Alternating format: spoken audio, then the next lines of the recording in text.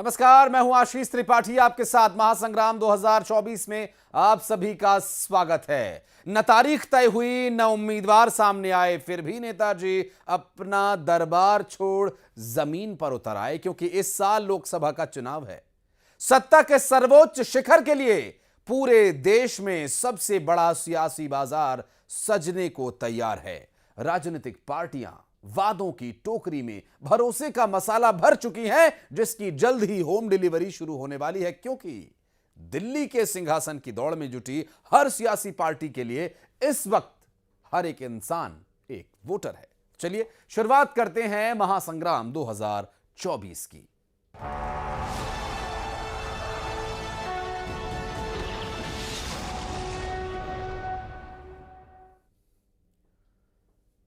Chhattisgarh BJP Lok Sabha चुनाव की तैयारी में पूरे जी-जान से जुटी हुई है। प्रदेश की सभी 11 लोकसभा सीटों पर मंथन जारी है और इसी कड़ी में आज राजधानी रायपुर में एक और अहम बैठक होने जा रही है, जिसमें प्रदेश सह प्रभारी नितिन नवीन और राष्ट्रीय संगठन मंत्री शिव प्रकाश शामिल होंगे, जिसमें सभी सीटों पर प्रत्याशियों के नाम पर चर्चा की जाएगी। बताया यह जा रहा है कि हर एक लोकसभा सीट पर 2 से 3 नाम तय होंगे और इन नामों को तय करने के लिए पार्टी संगठन ने एक पैनल बनाया है। बताया यह भी जा रहा है कि प्रदेश की 11 लोकसभा सीटों में से 9 सीटों पर पार्टी नए चेहरों को मौका दे सकती है और यही वजह है कि पहली बार लोकसभा चुनाव लड़ने की ख्वाहिश रखने वाले नेताओं की संख्या बढ़ती जा रही है। 11 सीटों के लिए बीजेपी की तरफ से 200 दावेदारों ने अपना अपना आवेदन पेश कर दिया है, लेकिन पार्टी सूत्रों के मुताबिक जातिगत समीकरण को लेकर टिकट बंटवारे में नया पेच फंसता नजर आ रहा है।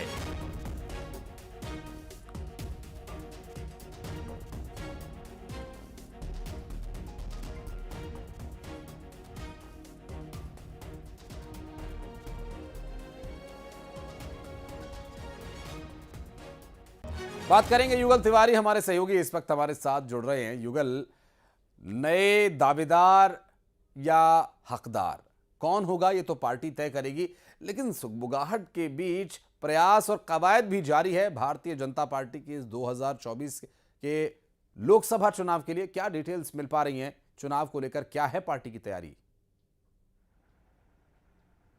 जी देखिए, 11 लोकसभा सीटों में जिस तरह से अभी कसमकस है और पूरी बीजेपी ने अपनी ताकत फिलहाल झोंकी है और जिस तरह से विधानसभा के चुनाव में नए पैटर्न से अब बीजेपी चुनाव लड़ी और एक बड़ी जीत बीजेपी को मिली। अधिकांश जो चेहरे थे विधानसभा के चुनाव में नए चेहरे को उतारा गया। ऐसे छोटे कार्यकर्ता थे जो विधायक बने, तो उम्मीद यही है कि इस बार भी बीजेपी नए चेहरों को लोकसभा चुनाव में ज़्यादा तरजीह देगी। फिलहाल जो 6 सामान्य सीट है, एसटी वर्ग का सीट है और एससी वर्ग का सीट है, टोटल 11 सीटों में कुल मिलाकर जातिगत समीकरण को लेकर के ये दांव है, ये पेच है, वो फंसा हुआ है और फिलहाल इसे सॉल्व करने की पूरी तरह से कोशिश की गई है। इससे पहले चाहे ओम माथुर हो, नितिन नवीन हो, अजय जामवाल हो, तमाम ऐसे रणनीतिकार रहे हैं बीजेपी के, जिन्होंने बीजेपी को एक बड़ी जीत दिलाई है और अब उसी को साधने के लिए छत्तीसगढ़ में पहली बार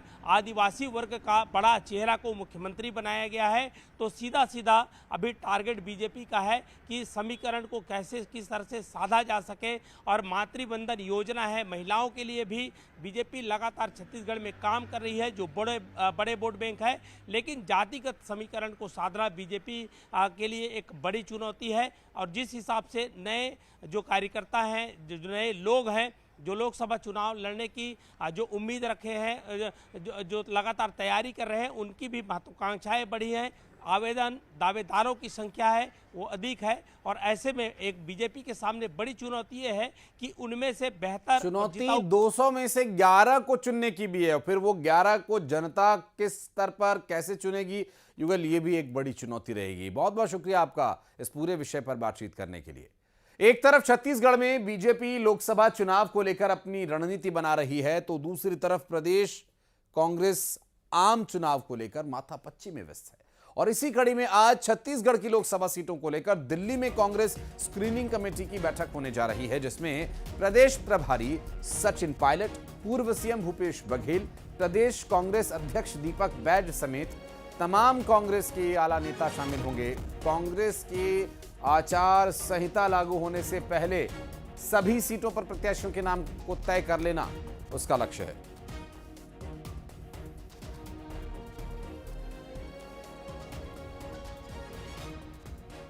और चलते हैं दिल्ली। अशरफ हमारे सहयोगी इस वक्त हमारे साथ जुड़ गए। अशरफ, कांग्रेस पार्टी की विधानसभा चुनाव में काफी फजीहत हुई और अब उन्हें एक संजीवनी मिल सकती है इस लोकसभा चुनाव में, लेकिन उसके लिए दिल्ली में मंथन होगा, छत्तीसगढ़ में मंथन होगा, मध्य प्रदेश में मंथन होगा, लेकिन दिल्ली से क्या इनपुट्स मिल पा रहे हैं कांग्रेस पार्टी को लेकर?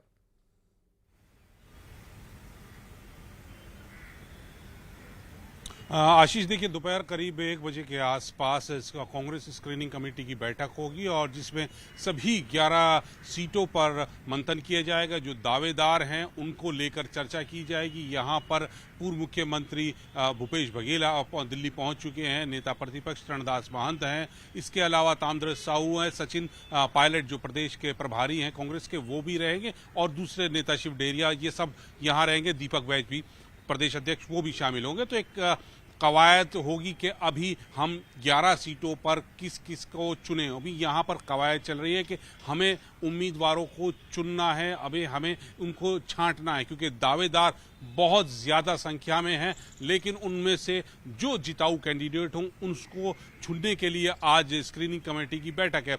और कांग्रेस कोशिश ये कर रही है कि हम चुनाव की घोषणा से पहले अपने उम्मीदवारों का नाम तय कर दें, उनकी घोषणा कर दें, जिससे उम्मीदवारों को काफ़ी समय मिले, जनता के बीच में रहे और वो उनसे अपने आप को कनेक्ट कर सके, जिसका असर लोकसभा चुनाव में मिले। क्योंकि विधानसभा चुनाव में जिस करारी हार कांग्रेस को मिली है उससे उबरने के लिए कांग्रेस लोकसभा चुनाव में मजबूती के साथ टक्कर देना चाहती है और ज्यादा से ज्यादा वो सीटें जीतने की कोशिश करेगी। और सीटें जीतने के लिए तमाम जो उनके पास हैं क्षेत्रीय समीकरण, जातीय समीकरण, उन सब पर ध्यान दिया जाएगा और एक जिताऊ कैंडिडेट को चुनाव मैदान में उतारने का प्रयास करेगी। अब ये प्रयास कितने फलीभूत होते हैं ये तो चुनाव नतीजे बताएंगे, लेकिन हाँ, कांग्रेस का जो रणनीतिकार हैं उनका यही मानना है कि हम अब मजबूत जल्द से जल्द उम्मीदवारों का चयन करेंगे और उनके नामों की घोषणा चुनाव की घोषणा होने से पहले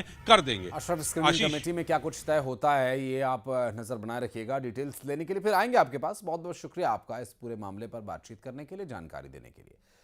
बीजेपी और कांग्रेस ने लोकसभा चुनाव को लेकर तैयारियां शुरू कर दी हैं। भोपाल में भारतीय जनता पार्टी के क्लस्टर प्रभारियों के अलावा लोकसभा विस्तारक, प्रभारी, संयोजकों की बैठक हुई, तो कांग्रेस में प्रदेश स्तरीय चुनाव समिति की बैठक हुई और बैठक में क्या कुछ रणनीति बनी ये जानेंगे। साथ ही बैठकों पर सियासत भी जो हो रही है उस पर भी डिटेल्ड रिपोर्ट हमने तैयार की है, आपको दिखा दें। लोकसभा चुनाव के लिए बीजेपी ने सियासी बिसात बिछाना शुरू कर दिया है। भोपाल में क्लस्टर प्रभारियों के अलावा लोकसभा विस्तारक, प्रभारी और संयोजकों की बैठक हुई। बैठक में पीएम के 11 फरवरी के दौरे की तैयारियों पर मंथन हुआ। साथ ही चुनाव के लिए रणनीति बनी। मसलन आदिवासी अंचल से होगा लोकसभा चुनाव का आगाज। झाबुआ से पीएम करेंगे चुनाव प्रचार का शंखनाद। 11 फरवरी को प्रधानमंत्री आएंगे झाबुआ। फरवरी के दूसरे हफ्ते से दिग्गजों का दौरा। अमित शाह, जेपी नड्डा, राजनाथ सिंह आएंगे एमपी। जेपी नड्डा, राजनाथ सिंह की छिंदवाड़ा में होंगी सभाएं। केंद्रीय नेताओं के अलावा सीएम डॉक्टर मोहन यादव और वीडी शर्मा भी सभाएं करेंगे। जबकि एक रणनीति के तहत प्रदेश प्रभारी महेंद्र सिंह, प्रदेश सह प्रभारी सतीश उपाध्याय, संगठन महामंत्री हितानंद शर्मा भोपाल में मोर्चा संभालेंगे। हर बूथ पर 10% वोट शेयर बढ़ाने का हमारा संकल्प है। पूरे लोकसभा में 2019 में 58% वोट हमें मिला था। इस बार 10% एवरेज वोट बढ़ा करके 68 से 70% ले जाने का संकल्प भारतीय जनता पार्टी का है। हमारी सरकार माननीय प्रधानमंत्री मोदी जी के नेतृत्व में मध्य प्रदेश के अंदर आज हमारे मुख्यमंत्री माननीय मोहन यादव जी के नेतृत्व में जो काम लगातार हम गरीब कल्याण की योजनाओं के साथ मैदान में उतरे, तो उन हितग्राहियों के साथ जो हमारी ताकत है, संगठन तंत्र के साथ और माननीय प्रधानमंत्री मोदी जी के नेतृत्व में 29 की 29 सीटें जीतने का हमारा संकल्प है। कितना भी कर ले मोदी जी, पर झाबुआ लोकसभा वो छीन नहीं सकते। अब ये तो सब किसानों को मतलब लोगों को भड़काने के लिए बस भड़कीले भाषण देते हैं वो, मैं ये क्या, पर उन्होंने 10 साल में किया क्या? उधर भोपाल में लोकसभा चुनाव को लेकर कांग्रेस की भी बैठक हुई। प्रदेश स्तरीय चुनाव समिति की बैठक में स्क्रीनिंग कमेटी के अध्यक्ष रजनी पाटिल मौजूद रहीं। कांग्रेस ने 29 सीटों पर संभावित प्रत्याशियों के नाम पर मंथन किया। लोकसभा चुनाव के मद्देनजर कांग्रेस की कोशिश है कि जल्द से जल्द उम्मीदवारों के नाम घोषित कर दिए जाएं। साथ ही बैठक में ये भी मांग उठी कि बड़े नेताओं को चुनाव लड़ाया जाए। बस अब लोकसभा चुनाव आ रहा है आगामी, तो उन लोकसभा में किस तरह से काम कर रहे हैं, क्या कर रहे हैं, क्या सुझाव, ये सारे सुझाव, ये कौन उम्मीदवार ठीक होगा, क्या होगा, अब ये उनका सर्वे भी कराया है, सर्वे और बाकी लोगों सब तालमेल खाएगा, उसी को टिकट देंगे। रणनीति और तैयारियों को लेकर दावे तो कांग्रेस की तरफ से कई हैं, लेकिन हकीकत क्या है ये आने वाले वक्त में साफ होगा। वहीं बीजेपी इस मामले में कांग्रेस पर 20 पड़ती दिखती है और ये विधानसभा चुनाव की तैयारियां रणनीति और नतीजों से भी साफ है। Bureau report, news 18। Jyotiraditya Scindia Congress छोड़ भाजपा में जाने के बाद कांग्रेस ग्वालियर चंबल अंचल खोखली हो गई है और खबर यह भी है कि और नेता भारतीय जनता पार्टी ज्वाइन करने वाले हैं कांग्रेस से। तो क्या लोकसभा चुनाव में कांग्रेस के लिए उम्मीदवार ढूंढना मुश्किल होगा? क्या बीजेपी के लिए लोकसभा सीटों को जीतना आसान होगा? इस रिपोर्ट को देखकर आपको यह भी अंदाजा हो जाएगा।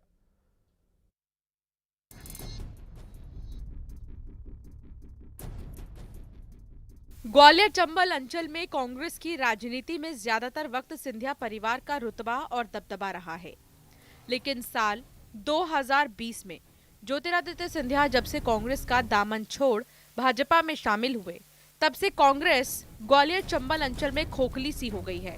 4 साल के दरमियान ग्वालियर चंबल अंचल में विधायक, मंत्री, पूर्व विधायक, जिला जनपद अध्यक्षों सहित 500 से ज्यादा कद्दावर नेता और हजारों कार्यकर्ता कांग्रेसी बीजेपी में आ चुके हैं। बीजेपी का दावा है कि बचे हुए कांग्रेसी भी जल्द ही भाजपा का दामन थामेंगे, लिहाजा लोकसभा चुनाव में अब कांग्रेस में चुनाव लड़ने लायक उम्मीदवार भी नहीं मिल पाएंगे। देखिए, कांग्रेस तो बिल्कुल अस्ताचल की ओर है, उन पर कोई नेता बचा नहीं है। कुछ नेता हैं जो अपना गिरोह चला रहे हैं अलग अलग तरीके से, और लगातार लोग उनको छोड़ करके जा रहे हैं और उनकी कार्य पद्धति से भी नाराज हैं। और जब आदमी को दिखता है कि कोई जहाज डूबने वाला है तो जितने सवार होते हैं वो अलग अलग कहीं न कहीं पनाह दे लेते हैं।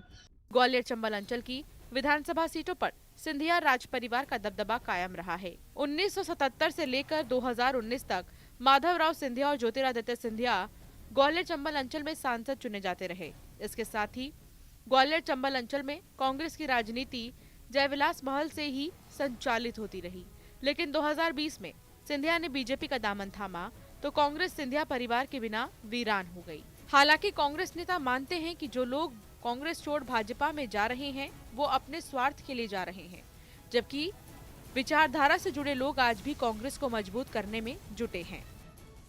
तो जो नेता जा रहे हैं वो अपने व्यक्तिगत स्वार्थ के कारण जा रहे हैं, उन्हें भारतीय जनता पार्टी की विचारधारा से कोई लेना देना नहीं है। और मैं आपको बता दूं, कांग्रेस पार्टी एक समुद्र है जिसमें हजारों नदियां आती हैं, वाष्पित होती हैं और फिर वापस आकर कांग्रेस में मिलती हैं। ग्वालियर चंबल अंचल के सियासी गलियारों में इस बात की चर्चा है कि लोकसभा चुनाव से पहले मुरैना के कांग्रेस महापौर और कई पार्षद, पूर्व विधायक और कद्दावर नेता भाजपा में जाने वाले हैं।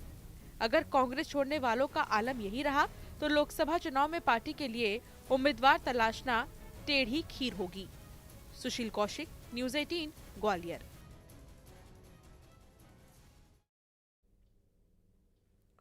और यहाँ ले रहे हैं एक छोटा सा ब्रेक, चल लौटते हैं।